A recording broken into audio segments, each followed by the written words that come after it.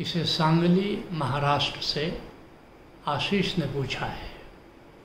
पूछते हैं, कई धर्मों में मांसाहार की इजाज़त है, क्या एक साधक मांसाहार कर सकता है?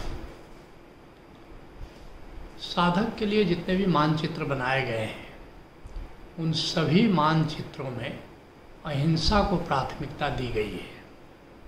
हमारा ऋषि कहता है, अहिंसा परमो धर्म। इसी को गोस्वामी तुलसीदास ने रामचरितमानस में लिखा है, परम धर्म श्रुति विदित अहिंसा। सारी श्रुतियाँ ये बात कहती हैं, उपनिषद ये बात कहते हैं कि परम धर्म, अहिंसा परम धर्म है। इसलिए धर्म की यात्रा पर जब चलते हो तब, और ख़ास करके जब धर्म की बात हो रही है तो जो मजहब के नाम पर प्रचलित है, हिंदू धर्म है, इस्लाम है, ईसाईयत है, उसकी बात नहीं हो रही है। धर्म जो परमात्मा के मार्ग पर ले चलता है वो धर्म है। जो एक परम नियम है जो परमात्मा के द्वारा स्थापित है, उसको जानने की दिशा में जो राह ले जाती है उसका नाम धर्म है।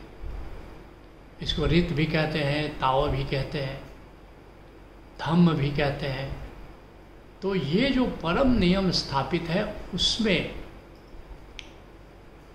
इसके लिए ज़रूरी है अहिंसा। जिसने भी मानचित्र बनाया साधना का, उसने अहिंसा को बड़ा उच्च स्थान दिया है। जैसे महर्षि पतंजलि, उन्होंने अष्टांग योग एक मानचित्र बनाया, एक मार्ग बनाया साधक के लिए, और उसमें पहले चरण पर ही 5 यम का प्रावधान किया। अर्थात हम कैसे व्यवहार करें अपने जीवन में, वो यम कहलाता है। और उसमें पहला ही यम है अहिंसा। अहिंसा क्या है? मनसा वाचा कर्मणा। किसी का दिल नहीं दुखाना, किसी को चोट नहीं पहुंचाना।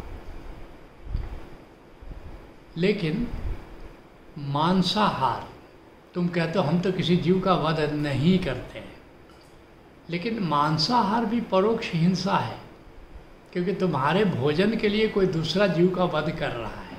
तो प्रत्यक्ष तो हिंसा नहीं है, लेकिन परोक्ष हिंसा है, और निश्चित रूप से उस हिंसा के तुम उत्तरदायी हो, उस हिंसा के लिए रिस्पॉन्सिबल हो। लोग मांसाहार क्यों करते हैं? स्वाद के लिए करते हैं और जस्टिफिकेशन देते हैं, तर्क देते हैं। क्या तर्क देते हैं? जीवो जीवस्य भोजनम। जीव जीव का भोजन है। मछली को देखो, बड़ी मछली छोटी मछली को खाती हो, पंछियों को देखो, कीड़े मकोड़े को खाते हैं। तो जीव जीव का भोजन है। और तर्क ये भी देते हैं कि जो लोग गेहूँ खा रहे हैं, धान चावल खा रहे हैं, फल खा रहे हैं, तो इनमें भी जीव है। तो ये इनमें भी जीव है, तो अगर हम किसी और जीव को खा रहे हैं तो इसमें दोष क्या है? लेकिन शायद ये भूल रहे हैं कि जीवन का एक नियम है। नियम क्या है? कि चुनाव अच्छे और बुरे के बीच में नहीं है। चुनाव हमेशा लेसर इविल और ग्रेटर इविल के बीच में, कम बुरे और ज़्यादा बुरे के बीच में है।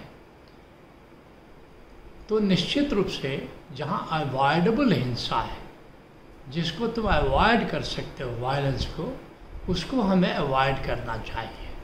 क्या हम अवॉइड कर सकते हैं? भोजन के लिए कुछ न कुछ तो हम भोजन करेंगे, और भोजन जहाँ भी हमें प्राप्त हो रहा है उसमें लोअर क्वालिटी ऑफ लाइफ है। जैसे धान है, गेहूँ है, फल है, और जो जंगम जीवों का हम संहार कर रहे हैं, तो हायर क्वालिटी ऑफ लाइफ है। तो निश्चित रूप से अगर हम अवॉइड कर सकते हैं जिस हिंसा को, उसे हमें अवॉइड करना है। और दूसरी बात है कि परमात्मा ने मनुष्य को क्या मांसाहार के लिए बनाया है कि नहीं बनाया है? क्योंकि जब रचना हुई है, माना कि परमात्मा की ओर से ब्रह्मा ने रचना की है, तो मांसाहारी जीवों की रचना, उनके दांतों की जो नेचर है, क्वालिटी है, बिल्कुल नुकीला है। और जो शाकाहारी जंतु हैं उनके दांतों की रचना देखोगे कि जैसे गाय के दांत हैं, भैंस के दांत हैं, बंदर के दांत हैं, गैंडे के दांत हैं, तो तुम रचना देखोगे दांतों की रचना बिल्कुल प्लेन है। तुम देखोगे जैसे मनुष्य के दांत हैं, इनको मांसाहार के लिए बनाया नहीं गया, इसलिए जो रचनाकार है उसने मनुष्य को शाकाहारी मूलतः बनाया है। लेकिन मनुष्य जब मांसाहारी हो जाता है तो जो मूल प्रकृति है उसके विपरीत वो चलना शुरू कर देता है। तो इसलिए साधक के लिए मांसाहार वर्जित किया गया है। और एक और बात है कि जब साधना में करते हो तो साधना में प्रगति होनी चाहिए। और हमारे ऋषियों ने क्या कहा, महर्षि अष्टावक्र ने क्या कहा कि साधना में प्रगति कैसे होगी? सत्य, संतोष, सरलता, दया और क्षमा, इनको अपनाना सबसे बड़ी साधना। सत्य चाहिए, संतोष चाहिए, सत्य सरलता चाहिए, दया चाहिए और क्षमा चाहिए। ये जो दया है इसका संबंध भी अहिंसा से है जी। एक संवेदना चाहिए तुम्हारे भीतर, और संवेदना ही किसी को बुद्ध बनाती है, संवेदनशीलता। और ये संवेदनहीनता ही किसी को बुद्धू बनाती है। अगर तुम मांसाहार करते हो तो संवेदना कैसे तुम्हारे भीतर गहराएगी? क्योंकि एक तरफ तुम हिंसा कर रहे हो, परोक्ष रूप से तो कर ही रहे हो। फिर जैसा अन्न वैसा मन। अगर तुम मांसाहार कर रहे हो तो तुम्हारा मन भी तो तामसिक होगा।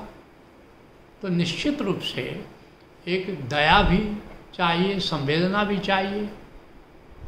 लेकिन दुर्भाग्य से ऐसा होता है कि बहुत सारे लोग धर्म के नाम पर बलि करते हैं और असली उद्देश्य उनका खाना है। इसलिए कबीर साहब ने बड़ा व्यंग किया है कि हिंदू की दया और मेहर तुर्कन की दोनों घर से भागी। एक करे जबह और एक करे एक दे झटका, आग दो घर लागी।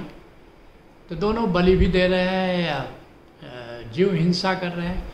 तो चलो ठीक है, जो लोग भूले हैं, भटके हैं, भ्रमित हैं, तो उनको करने दो, जो करना हो करने दो। कबीर साहब का जो घर था जहाँ पर बनारस में मुझे जाने का मौका मिला है, तो उस ज़माने में चारों तरफ कसाईयों का मोहल्ला था जो काटते थे, बकरा काटते रहते थे। तो कबीर साहब को बड़ा दुख होता था कि ये क्या कर रहे हैं। इसलिए कहते हैं कबीर साहब कि कबीरा तेरी झोपड़ी गल कटियन के पास। और फिर खुद ही जवाब देते हैं, जैसा करे वैसा भरे, काहे हो तू दास। जो जैसा कर रहा है वैसा भरेगा, तुम क्यों उदास हो रहे हो? लेकिन उदास तो हो रहे थे, खुद को ही समझा रहे हैं। तो निश्चित रूप से जिसने साधना का पथ चुना है, जिसने आत्मज्ञान का पथ चुना है, उसके लिए मांसाहार उचित नहीं है।